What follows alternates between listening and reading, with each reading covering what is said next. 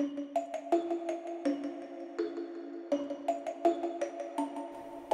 1973, The Exorcist hit theaters for the first time. The story of a young girl possessed by an ancient evil and the ritual performed by two Catholic priests to set her free set a precedent for future horror films of the same type, namely films that dealt with the phenomenon known as possession. The Exorcist came out at a time of national secularism and doubt in the supernatural. The 1960s showed a general backsliding in church attendance and Christian belief, both for Catholicism and Protestantism. Inside the church was a change in theology, from the Bishop John Robinson's New Morality to the rise of the Charismatic movement. Outside of the church was the Civil Rights Movement, the assassination of JFK and MLK, the feminist movement, and the Cold War. It was this tumultuous time of change where many old beliefs were challenged and subsequently disregarded, some rightfully so, while others were simply thrown out with the bathwater. Many started to accept that the supernatural was nothing more than myth, and that the belief in it was quickly becoming antiquated and oppressive. Enter in William Blatty's novel. Blatty was inspired to write his novel, The Exorcist, by two things. One, the archaeologist Gerald Lancaster Harding, who was one of the leading figures in bringing the founding of the Dead Sea Scrolls to the public, and the exorcism of an anonymous boy in Maryland in the 1940s. Combining these two elements, Blatty constructed a story where the legitimacy of the ancient and Christian belief in supernatural threat was given credit. 2 years later, the story landed in the hands of director William Friedkin. Friedkin immediately agreed to directing the film, wanting to approach it through a more documentarian style, himself being an accomplished documentary filmmaker. What resulted was a film that left a noticeable thumbprint on our cultural perception of the demonic, and a lasting influence on later films with the same subject matter.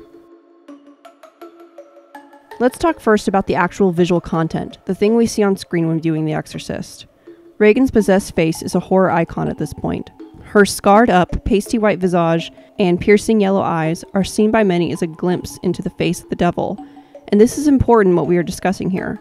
Regan's appearance was designed by the filmmakers. They tested many different makeup looks until they got something they found unsettling but also true to Regan's appearance. In essence, you could see the character Regan in the face, but you also realized that this wasn't her face that you were seeing. This is a deliberate decision made by the filmmakers for the purposes of story. How do you visually tell the story of a possessed girl? You have to show that the girl is there, but also something else. 2 in 1, which in essence is what possession is, a foreign spiritual being in a human body. Visual storytelling is a powerful thing, because many people, when they watch a film, accept more visual information as reality than they realize they do. Though films can deal with things that are real, people, places, situations, the way in which every story is presented is the creation of a filmmaker. It comes from the mind of a person, and though it may be inspired or styled after something real, what is actually shown in frame is not. I am specifically talking about narrative fictional films here, by the way. When The Exorcist was released, a lot of PR was done to encourage people to see it based on scare factor alone. There were reports of people fainting during the film, people running out of the theater, and more of the like. A rumor started that the film was actually cursed, and that weird things happened to those who worked on the film and those who saw the film. This possible real-life consequence only added to the fervor in people's minds about the horror presented to them on screen. People made even more of a connection to reality than they would normally, if they believed the rumors. So what does The Exorcist get correct about demon possession in the spiritual realm? What about the actual exorcism? How does one drive out a demon? According to the Bible, demons come from the fallen heavenly host that followed Satan after his rebellion, but let's take a fresh look at the story. I highly recommend watching the Bible Project's video on the Satan and demons because it goes way more in depth into what the Bible actually considers evil. But a short, concise definition is that evil is anything that is not of God's perfect nature. What I mean by this is that evil is anything that is against God's design or anything that perverts it. Think of the serpent in the garden tempting Adam and Eve to disobey God's command and totally disrupt his intention for creation by eating the fruit. In this story, the serpent is a spiritual being that is actually called the Satan, a title that means the adversary. The adversary in the Bible is credited with bringing evil through temptation. He tempts man to commit evil through lies, like in this verse from John. He was a murderer from the beginning, and does not stand in the truth, because there is no truth in him. When he lies, he speaks out of his own character, for he is a liar and the father of lies. Demons are other spiritual beings who have left God's goodwill behind and now work to bring more evil into the world. There are multiple biblical cases of demons living inside human bodies and making their hosts do things, like hurting themselves or others. Take for instance the boy throwing himself into the fire in Mark 9, or in the story of Legion in Mark 5 and Luke 8. Christ casted out demons because he had the absolute power to do so as God. The demons would recognize him on sight and knew that he had power over them. Whatever Christ said to do, they had to comply. Later, the disciples cast out demons, both with Jesus and after his ascension. Jesus gave this authority specifically to his apostles. And he went up on the mountain and called to him those whom he desired, and they came to him, and he appointed them 12, whom he also called apostles, so that they might be with him, and he might send them out to preach and have authority to cast out demons. But later, exorcism is rarely talked about in the Bible. There is no clear passage anywhere that instructs believers on casting out demons from somebody, nor is there a command to do so. There are plenty of verses telling believers what to do to resist the adversary. Remember, he tempts with lies, but not anything about what to do if you or someone you know is possessed.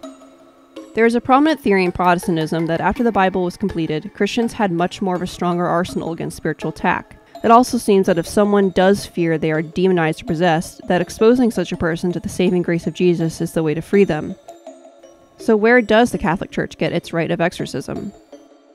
Catholic priests use a guidebook for exorcism called Of Exorcism and Certain Supplications. It was released by the Vatican in 1614. That is 1,614 years after the crucifixion of Jesus. It was revised in 1999 to include the prerequisite of mental health evaluation of the person seeking the exorcism, though this seemed to already be in place as evidenced in The Exorcist. In this book is a series of prayers, scriptures, and creeds that the exorcist follows in order to expel any demons inside of a person. So the film, The Exorcist, gets much of this correct. The mother seeks the priest says he has to do an evaluation of Regan to determine if it's a real possession. He gets permission from the church to perform the exorcism, and then they send in a priest who has been trained in the rite of exorcism, or an exorcist, to do the job. All the pomp and circumstance and paperwork is accurate. But what about what is actually happening to Regan? Regan shows signs of possession as physical illness. She appears to sleepwalk and urinate on herself without her knowledge. She complains about her bed shaking, which her mother interprets as some sort of hallucination at first. She generally becomes more angry and bitter, which a child suffering from an illness could easily become. But then things start flying around the room, and the bed physically shakes, and Regan shows feats of incredible strength, and speaks in a voice that's not her own, and does physically impossible things like rotate her head completely around. In the Bible, like I've mentioned before, the consistent markings of a person possessed is bodily harm. Legion cuts himself, the boy throws himself into the fire, etc. And this is consistent in the film. Also, the inhuman strength is shown in the story of Legion, where he's able to tear chains off his hands and feet. But the speaking in different voices is not mentioned in the Bible. The Catholic Church counts talking in unknown languages as a sign of possession, but in The Exorcist, Regan speaks with a voice that doesn't sound like her at all. You speak Latin? Ego te absolvo. Quod nomen mihi est? Bonjour. Quod nomen mihi est? La plume de ma tante. Also, the head spinning around? While absolutely terrifying, would this not kill Regan, forcing the spirit to find somewhere else to go? Does this imply that the demon gives Regan the ability to live through things which otherwise would end her life? What I'm saying is that The Exorcist adds its own symptoms to possession. There are aspects to its diegetic universe that do not apply to biblical records of possession, and yet this film shaped in people's mind what they think demonic activity actually looks like, which in a way is dangerous. After The Exorcist came out, church attendance soared, but this was in response to an unhealthy fear of the devil and a response to one film's version of what he could do. Even today, the film still has an influence over the uneducated public's perception of the adversary's abilities and tactics. We see the same traits and tropes repeated again and again and again by future films about possession. The filmmakers do this because, in a way, films construct their own language and frame of reference. The filmmakers know that you, the audience, are already familiar with what a person looks like possessed by what you have seen before. They use much of the same aesthetics and visual cues to subconsciously gain a reaction. They know you associate a pale, scarred face, distorted features, and brightly colored eyes as demonic in one sense or the other, so it is used over and over and over again. This creates its own sort of cultural myth.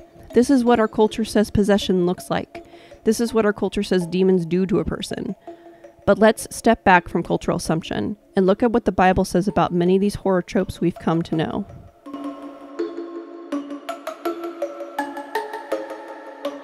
Hey, this is only part 1 of our Halloween special talking about the influence of The Exorcist on other films. And in part 2, we're going to get way more into that. So go ahead and click that link and follow us on our journey. And, happy spooky season.